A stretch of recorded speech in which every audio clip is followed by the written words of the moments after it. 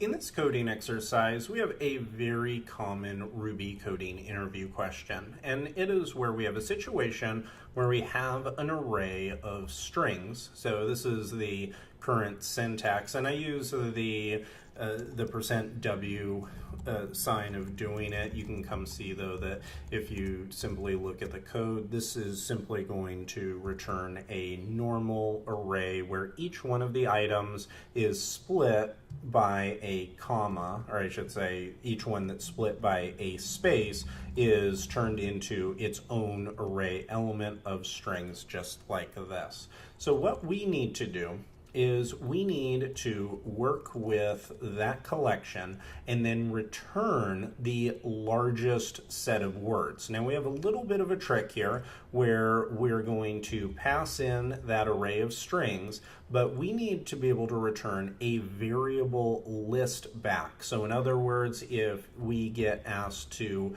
return the largest, then this is going to be 1. In this case though, we're asking for the 3 largest. So how can we keep track of this? This is something where if you iterate over it using, say, the each block and create an array and then populate that array, that really wouldn't be the cleanest way, and it definitely wouldn't be the Ruby way of building that collection. We want to be a little bit more functional with what we're building. So what I'm going to do is I'm going to start iterating over strings, which is just the argument. So this is going to be the array of strings, and I'm going to pass in the method to it called maxBy.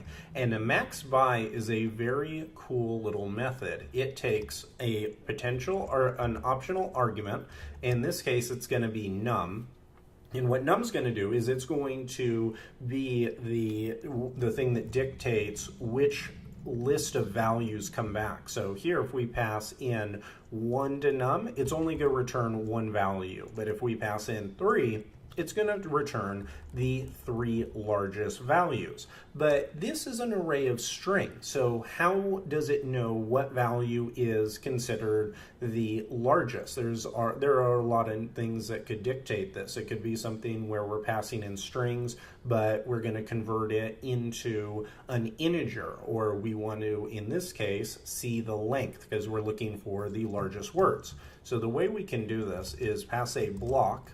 I'm going to use the str value for the block variable, and then I can just say string dot or str dot length. And so what this is going to do is it's going to go into the maxBy block, and then it is going to look at the string length for every string in the collection, and then it's going to return however many items that we ask it for, and it's going to return the largest one. And just in case if you're wondering, there is a minby, a method that does the exact same thing. It only finds the smallest items, just in case you ever need that.